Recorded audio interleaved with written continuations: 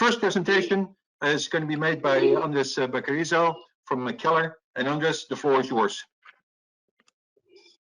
Well, thank you. Thank you for everybody for this presentation. Be aware that there will be questions and answers at the end too, in that behalf. Going through the presentation, we're going to be speaking about a couple of cases, a little bit of a review of what is a CFA installation, some quality control to understand the purpose, and then see how we tested some projects and be able to save time and money to the owners and other parties on the project. Going through that, an Augercast pile CFA pile is a continuous auger going down into the ground and then inserting a cage, maybe a full length cage or not. So the auger goes into the ground. As it goes through it, all the spoils are being ejected and kind of stockpiled on the sides of it. A head of pressure is being pumped at the bottom, getting a good addition to the end bearing and the side friction of the pile. Then a removal of the auger is done while continue pumping the ground at a continuous rate. Depending on the site and the place of the country, this may be grout or may be concrete, but there's no casing involved in the area. There's a difference to board piles or casings, there's no casing. A full-length cage, as you see on the screen, can be inserted after it. It may be a pipe and a bar, or maybe a partial cage as it's installed. The reason I mentioned the no casing is going to come to play when we talk about the testing and the overload testing that we perform to be able to get the most capacity of the piles and save money and time on the projects. The quality control systems that also come to play as testing is not only the testing can be the testing of the element and their capacity, or it can be also testing and inspections on the project through the installation process to optimize its installation. So testing is not only the testing of the element, it can also be the testing of the sequence and procedures to verify and guarantee that they are appropriate for the job. In this case, you have seen an increase of AME, automatic monitoring equipment. This is just an example. There's many other examples and companies on the market that provide these capabilities.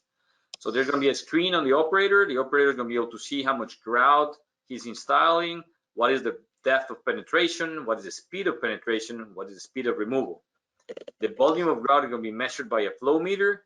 It's going to be, all of it is going to be recorded on a computer in the crane that is going to be connected to the web and the cloud. The depth can be done by reel or by kind of electrical systems. And with that in mind, we end up getting a full installation record that shows us exactly the different conditions of it in that behalf. With such, then it can be compared when it's being installed as the testing is being done and the production is being done to guarantee that the sequence is correct. Now, after we install the test piles or we have proven the system that it works correctly, a typical load is going to be done. And the audience will recognize this typical load test, which is this will be a compression load test here in the screen. It will be a compression load test here that has a jack that will be kind of putting load to the pile with a reaction to the beam. That beam is going to be distributing the load to 2 or 4 reactions. It depends on the project and the company. We typically use kind of 4 reactions and test the pile. In normal conditions, the piles are being tested to 2 times design, sometimes in some cases to try to achieve failure, but it all depends what has been performed to verify the capacity of that pile. So if you have enough reactions and enough jack capacity, you can just load this pile further after reaching the 2 times design and unloading to see what is the overload capacity. Why an overload capacity is that it's going to help us verify if that pile can be optimized in depth, it can be optimized in reinforcing, or it can increase the capacity and therefore deduct number of piles in the project. In this particular case, this is a job in downtown Miami. The job had like a 400-ton or so load requirement. After the load was performed, we verified that the actual final design load could be increased to 600 tons. So the total load was test it to 800 tons, and then release the load and reapply the load all the way up to 1200 tons, achieving a successful tension load test. By having this deduction, this higher tension capacity of the pile, we were able to reduce the number of piles, reduce the pile cap sizes by taking piles out of it, right? And because the pile cap sizes got reduced, then the excavation and the watering got reduced. So sometimes the testing of the element doesn't have only a relationship to its own technique in the sense of saving piles or reducing the number of piles, that it has consequences to other trades that can bring savings. Less concrete, like in this case, less excavation and less dewatering. Less excavation, less dewatering, I missed to install here the savings on schedule, because if you have to build smaller and less excavation, it will be a faster installation. Another non-traditional test, in this case, we're going to be talking about some kind of non-traditional load testing to verify these conditions. So there was an addition on a project called the Fontainebleau. They're going to add a couple of floors to it. So we had to come in with a specific tool that installed these Augercast piles in sections. So you will drill a section down, disconnect the gearbox, put another section, reconnect it, and keep drilling down. We have achieved, and the industry has achieved, up to 100 feet down in this system, and up to 30 inches and 36-inch diameters with very large capacities. On this specific job, the pile was designed as a 40-ton, 14-inch pile with no test on it in that behalf. Therefore, the amount of piles around the columns to be able to support the new loads on the project were sizable. We proposed to come in and install, of course, a load test system on a low headroom condition and be able to get the piles approved for 100 tons to be able to just eliminate half of the piles on the project. Again, making backups thinner and so on. It was a big challenge, as you can imagine. Installing all these beams with a little headroom is not an easy trade. The original proposal was to jack the pile, the test pile, against the existing structure. The structural engineer was not too happy with that, so we decided to, in that case, put the reaction piles and do a full test within the project to verify the capacity. It's important to realize that it doesn't require to be done like this. If they had some space on the outside, if you just move this test 50 feet out and test the same pile with normal headroom conditions, the load test cost will go down and you will have the same result. Anyhow, it was a successful test. Piles were proven to carry design loads of 100 tons, and therefore the amount of work around the columns got minimized. Less slab had to be cut, less connections had to be done, and the backup were smaller to do those connections, saving again time and schedule to the owner. Going into many ports and airports in different conditions, so that requires kind of different challenges. In this case, we're in the Port of Miami, where they're installing the new bollards for all the cranes and all the boats. And the original design was to be made with a vertical pile on the project. Vertical piles have a condition where you have a higher cantilever, as the lateral load will push the pile on top of the pile and will bend it, creating a bending moment, increasing the reinforcing of the piles. A proposal was done to mimic what has been done in other places and install what is called a raker or batter or inclined pile, depending on what part of the world you are in. And of course, being able to take with that lateral component the lateral loads of those bollards or cranes in the area. The idea was come from a different project that have been done around the world. This is a project in Poland with the same condition, same work in a part of a port, and installing, of course, CFA piles with a different equipment. You can see this one is a hanging leads equipment. When you have a crane and the leads are hanging into it to be able to put into place. In this case, is a fixed lead equipment that, as it begins to be inclined, it has more tendency to over rotate. So a working platform is a really important condition at that point. By installing the piles in an angle, these engineers said that they wanted to really verify the component, the horizontal component of that pile, and therefore a complete angle test was installed. It's a really challenging condition.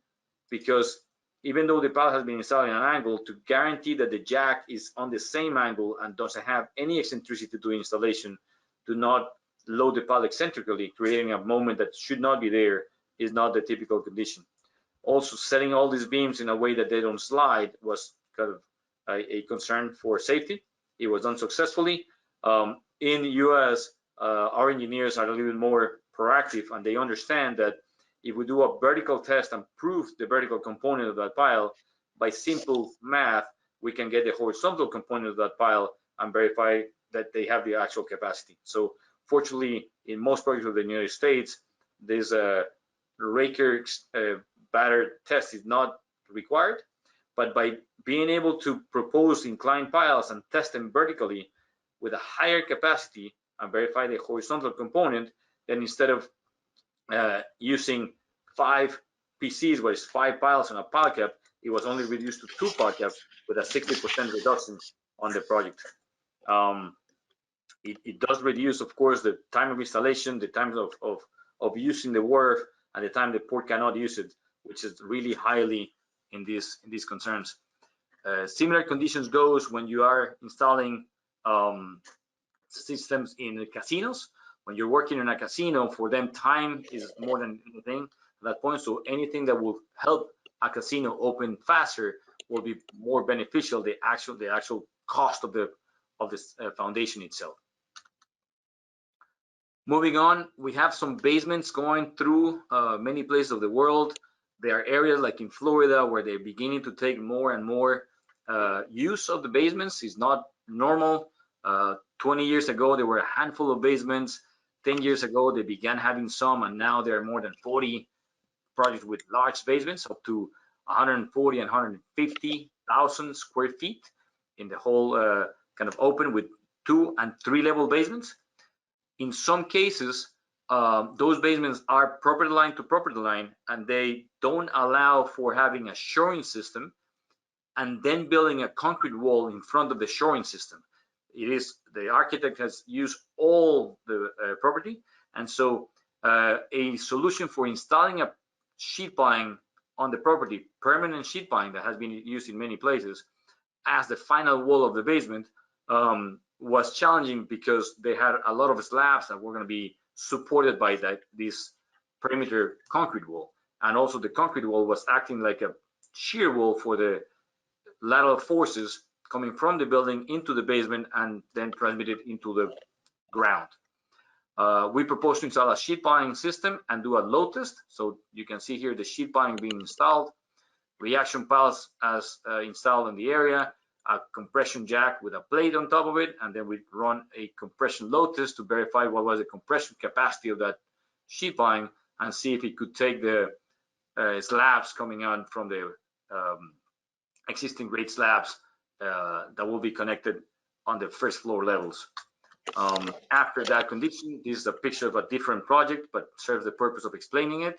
It's not the same project, but you end up having, of course, the permanent sheet piles with the seams welded for waterproofing, sandblasted and painted, and then the concrete slab on the top, and that being supported by the sheet piling, transmitting the load to the lower slab, having welded dowels and connection with Nelson studs to have a true connection between the slab and the sheet piling, bottom slab and upper slab.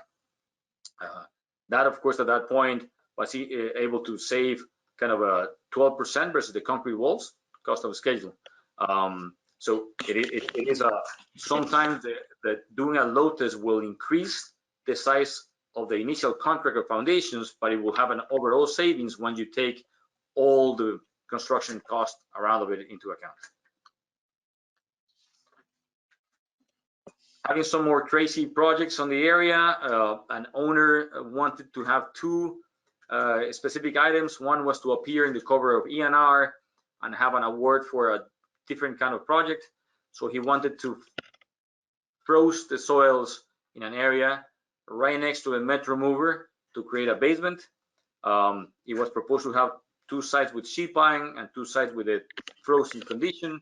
The bottom of the excavation was going to be frozen to not allow for the water to come in. So a whole development of the CFA or gas piles installing the pipes within the reinforcing to actually run all the saline water and freeze the soils in the area to later on excavate was developed. And because those piles, as you can see on the picture, were going to be used for the final foundation of that basement and building, then we need to run a test piles for freezing soils.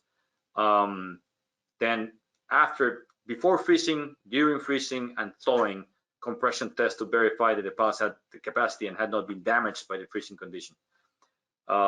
We found that freezing soils in the Miami area was a really difficult task because the water doesn't stay still and it's quite warm. Even underwater, water is quite warm. So we had to use liquid nitrogen on the job site by a third party. That third party came in and actually used liquid nitrogen, froze the grounds into the ground, and is our proud superintendent going around a unique kind of project. Project was successful. The owner got what he wanted, an article in E&R, but after the whole process, it was proven that the carbon footprint generated by the engines to keep the cold or frozen ground was higher than anticipated, and therefore it will lose any kind of green and lead points. And so the rest of the project was done in a traditional soil mix solution, but the owner was able to just do a little test and verify that his dream was achievable. But if he has gone for the whole project, he will have found the hard way that he will have lost his kind of green points. So sometimes load testing will save money by preventing mistakes, not only by optimizing projects. So that preventing a mistake on a project is more important many times than actually the optimization of the same. More on the non-traditional extreme, really large systems and foundations being installed. At that point, it may require large mega cranes to be able to be loading and putting all those systems. Therefore, a board pile solution that was used, the embedded jacks onto the pile, was inherited to the CFA, and by using kind of embedded jack into the ground, back then in the early 2000s was an Ostenberg sale. Nowadays, there are many competitors on the area that offers this kind of embedded jacks. To be installed and use the jack on the bottom portion will be in compression, the upper portion of the pile will be in tension, and you only need a couple of hoses to connection. Why was that important? Specific job for history. The whole development of Med 1, Med 2, and Med 3 projects going on in the area. With them into the picture, it was intended to be done in the board piles because of the height of the buildings. In that behalf, the cost of the foundation was getting a little bit too high, and more importantly, the schedule. So it was proposed to do a test in CFA to see if the CFA Augercast piles could do it. A dual jack was installed in this pile at different depths to be able to test the end bearing, the friction in between the jacks, and then the friction above the jacks, and then the overall capacity of the pile. With that, a world record was achieved to test the piles to 5,200 tons in design. It was a kind of, in test. So the piles were tested to 5,200 tons. The code only allows all that load to go to 1,200 tons, but the solution, even though it was more elements, 235 elements versus the 124 shafts, and you can see the red dots was the original shafts, and the black dots is the different CFAs proposed. The job was able to be installed, saving 70 rig days on the, it was installation of 70 rig days versus 250 rig days, so a savings of 180 scheduled days or rig days. There was a direct savings on the cost of $3.5 million, but more importantly, 180 days of schedule on a job of this magnitude. When you end up seeing this size of projects, they typically pay about $40,000 to $70,000 a day in interest rates. And so if you save 180 days times $50,000 a day in interest rates, it's a sizable amount of budget to be able to continue the project forward. With this savings, the owner was able to pull the trigger, and now the project, as you can see, is built and completed. The 74 stories was finally shaved to a little bit lower because that was on the 2008 timeframe, where the sales was not happening, and the owner decided to just stop the construction at that level and just finish the building as is, but the building is completed. Now going to new depths in that behalf, we end up having a new world record CFA, which ended up being piles to 182 feet deep with 170 foot long piles embedded. You can see in the area, there is a whole length of the pile being installed. You can see the embedded jacks here and here. Load test was successful, and now the new 2 towers are being erected in the states of Aquilina, mimicking the previous towers, but reducing the settlement by more than half. So the load test of a deeper pile, these previous elements have been, buildings have been installed in 150 foot long piles. The new elements or the new towers were now sitting on 170 foot long piles, but the increase of the depth of the pile was able to reduce the settlement by more than half. That of course helped the structural engineer reduce the amount of reinforcing and the structure per se. So an increase on the cost of the foundation resulted in a reduction of the whole cost of the structure, resulting in a savings at the end of the project. Moving along, this is the stadium, 48-inch, 100-foot deep piles stadium. It was to be board piles. It was proposed to change to CFA at the same diameter, 1 for 1. So there is a crane being installing it, full length reinforcing with a jack on the bottom being performed. It had a specific time frame to be installed on the project, and the job at the end ended up saving 3 weeks of installation, and the cost was the same. So we have a one-on-one in the cost, but we had a 3-week savings on the installation that we all know result in savings on the whole project. Now showing a new technique that is being done in this area is we end up having a new proposed system is called tangent bearing elements, which is taking, let's say, a 6-foot diameter shaft and replacing it with 4 CFA piles tangent to each other. The resulting form should end up being a similar area, surface area, and a similar end bearing area, right?